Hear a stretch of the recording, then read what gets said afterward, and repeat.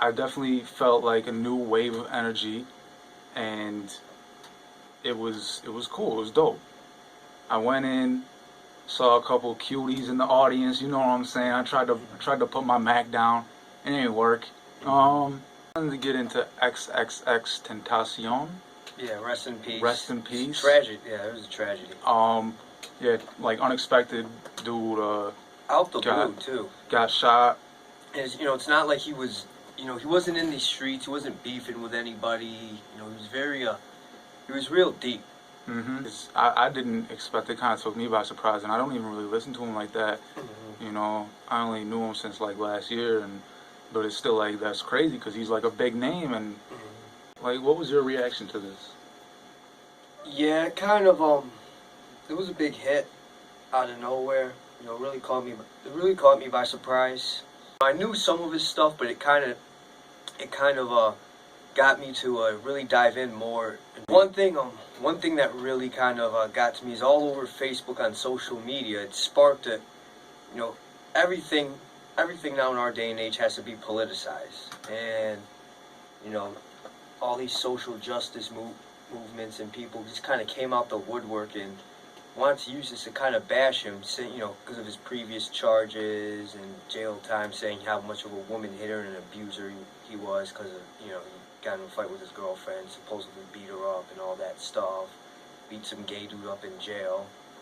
So they're trying to label him as this misogynistic homophobe, as this, they're demonizing him, and that's, that's some vulture, these vultures are coming for him now. Social justice vultures. Now, personally, how I feel about it, I'm like, all right, anytime death happens, I'm pretty sympathetic. You know what I mean? Like, right. It's I pay respect to the dead. Like, they're gone now. So it's like, debts are paid how I feel usually. So I'm not gonna say like, and I don't even think he didn't deserve to die. You know what I'm saying? For me to think someone deserves to die, like, they'd have to be like a terrible, evil, disgusting person.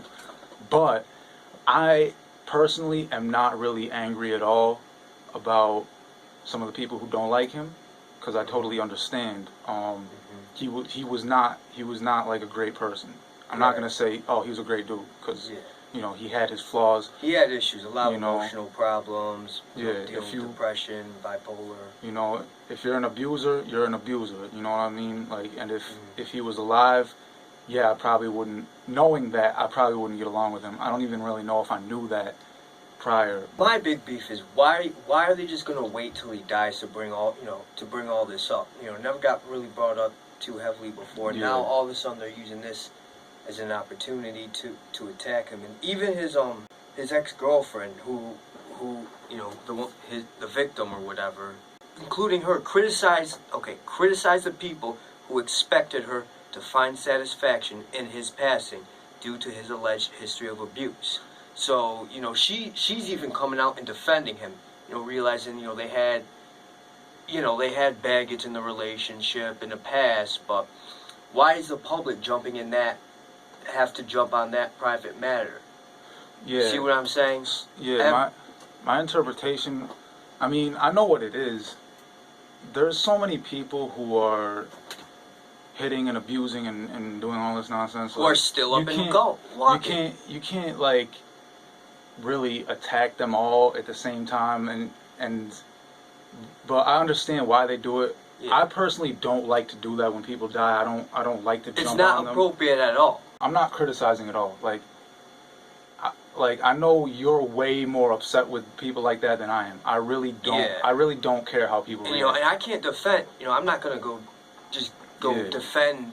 What he did, because he did it. But I'm neutral. I feel like you have the right to react any way you want to someone's death. I'm not criticizing either side. If you love him, mourn him. If you don't support what he did, which nobody should, then I don't care if you bash him. I really don't care if you make fun of his death, because the world is a cruel place, and I really don't care. I know there's some people who are not gonna care when I die. You know what I mean? It's more about his death. Like, that's what this is about. Like, it's is more so about his death, the fact that he didn't get the chance to be a better person, Right. which I believe, like, I'm not gonna believe everyone who says they're trying to be a better person, but judging by what I've seen from him, and you know, he was trying to do something, trying to help people out. I can believe personally that he was willing to be a better person. Mm-hmm. So I'll give him that, and that's what I'm most upset by his death, is the fact that he died not at the best point of his life. Like, he died being not a good person. Like, Right. he wasn't a good person. Life is life, and when it's snuffed out, then it's like rest in peace, you know. You know, a lot of movies now are, you know, very nostalgic about, you know, about the there's like a 20-year nostalgia lag when it comes to movies. Yeah, definitely. Based, you know, even with the, you know, there's the Jurassic Parks that came out. A lot of movies now are they're almost recycling in a way. And you know what? I'm not even mad, because like, I mean, if they could, even if they recycle it, if it could come off as new and fresh and still relevant to the original storyline, it's good. I like how they, you know, they transition roles with Sylvester Stallone now as the mentor, Creed fighting, you know, rematching with Drago's son. Yeah. You know, it's definitely a lot of, you know, it adds fresh new story elements. You know what I liked about it? There was something I didn't like and something that I liked about it. Mm-hmm. What I liked, first of all, was they did not reveal too much. Mm-hmm. A lot of movie trailers basically like show the whole movie. Like, I remember the trailer for Rocky IV. Of course, that movie came out 9 years before I was born. Mm-hmm. But you know, just because I'm like a Rocky junkie, I look for little Easter eggs and everything, and I watched the original trailer for Rocky IV, and spoiler alert, Apollo's death, was like given away in the trailer. Like, they reveal, like, I guess to make the movie seem interesting, like, you would have to reveal Apollo's death, but at the same time, I mean, it would have been way better to just like not even reveal it. Like, just let people watch the movie thinking that Apollo is going to be like a big part of the story, and then he just dies. This trailer was great because it didn't show a whole lot. Like, it showed just enough. I actually wish it showed more, because well, they're conscious about that now too. Yeah. Spoilers, you know, back then, and I don't think, you know, Apollo Creed in the originals, he was more of a supporting character anyhow. So, you know, Apollo, like, to me, like, yeah, I guess supporting character, that could be debatable too. Like, he's definitely like top four, one of the top four stars of the Rocky series. Like, easily, hands down, like one of the most memorable characters, and that's the Rocky himself.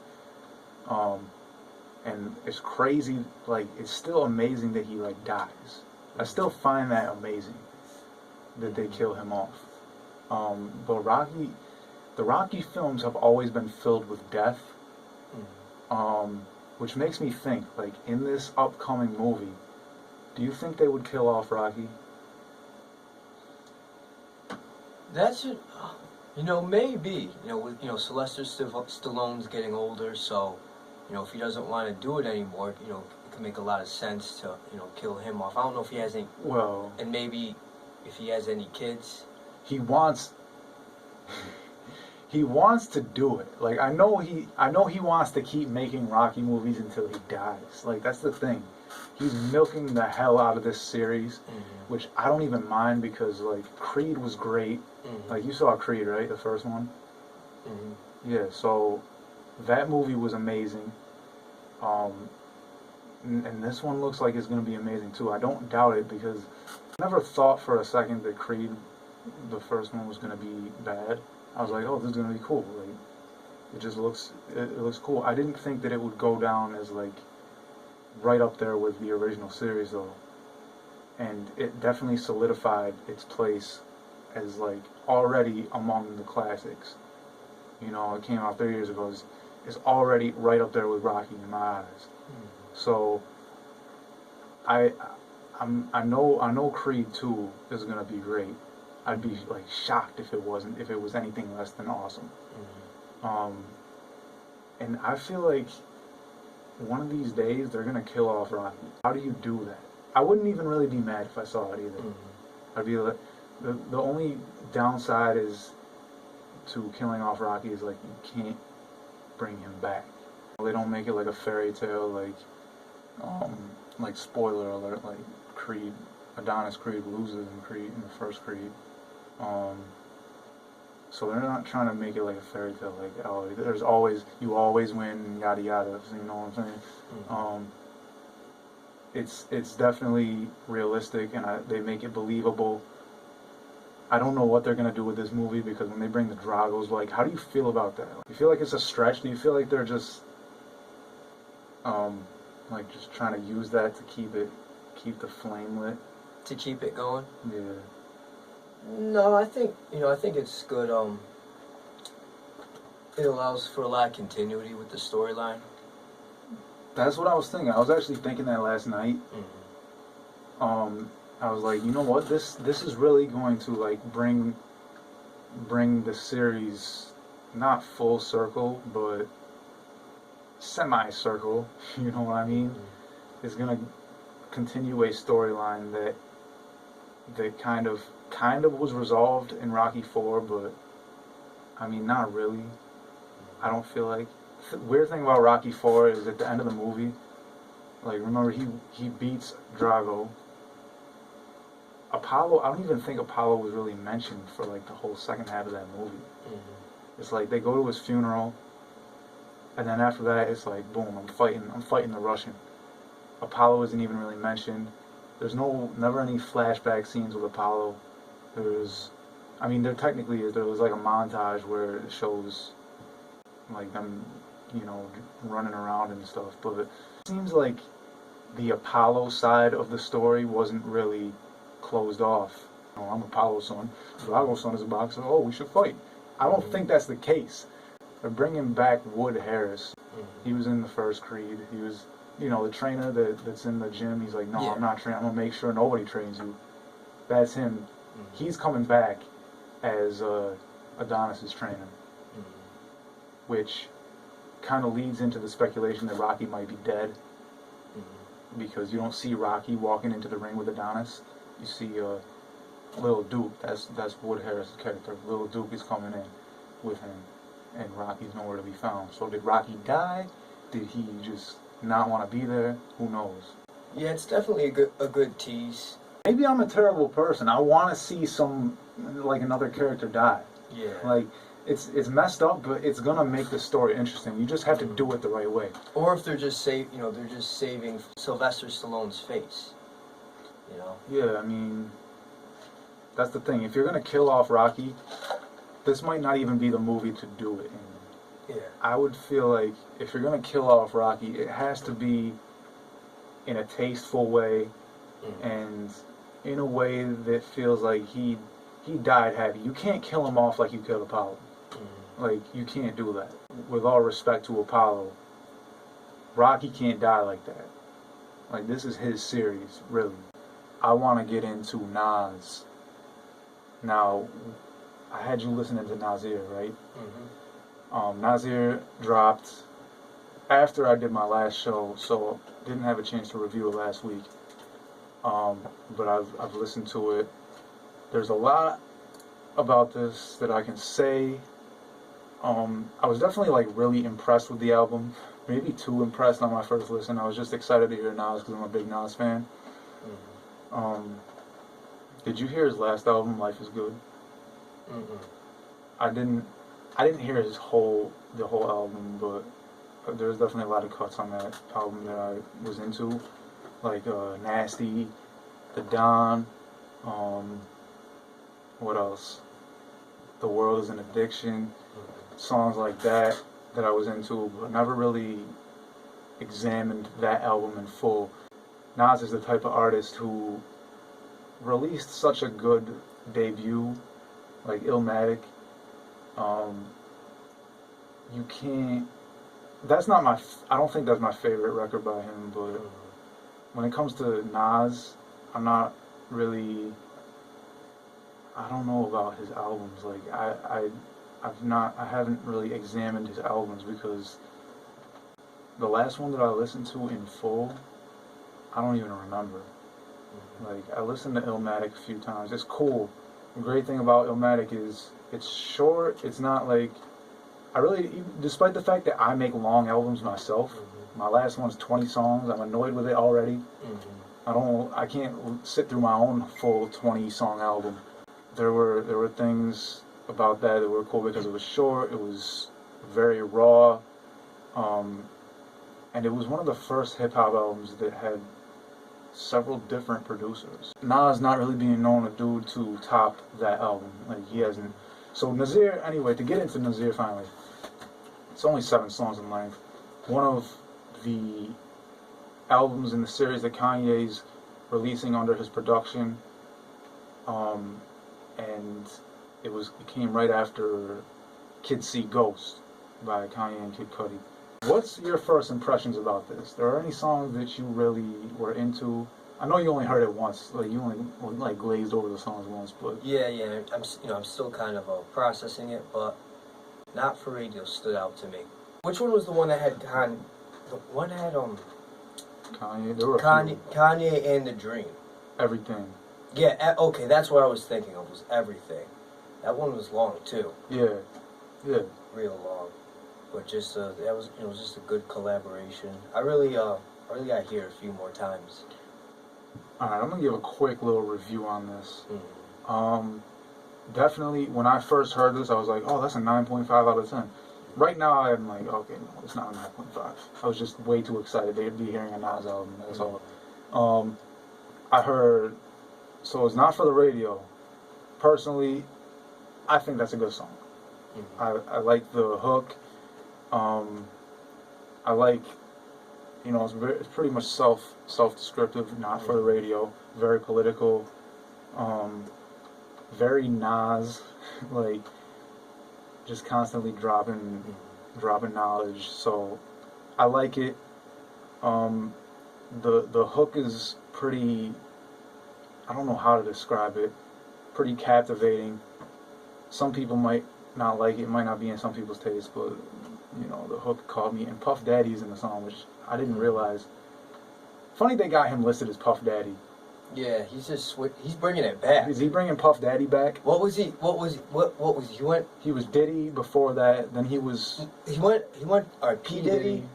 It was P Diddy, and then it went to Diddy Dirty Money, and now I guess it's back. I guess Puff Daddy again. I guess yeah, he's being retro with it. He had that ad-libbing that he had just like in Hate Me Now, where he's got the bad reception EQ, like he's talking through the phone. I think that was cool. Kind of bring that duo back. So yeah, Not for Radio. I like that song. Cop Shot the Kid. Classic Slick Rick sample. Now that being one of the songs that's you really bounce to. I can see that. I can kind of see them playing that at a barbecue. Despite how political that is as well. I mean, it's pretty political across the board of this whole album. But I really like that sample. I like the bounce. I like the flow that Nas has. And Kanye has a verse on the song too, which I think is really good. I feel like they both have a nice flow on it. A lot of people think that Kanye had a better verse. I've heard people say Kanye sounded like a better rapper on this album. I was like, I kind of disagreed. But if there's anything that this album lacks, it would be like emotion from Nas.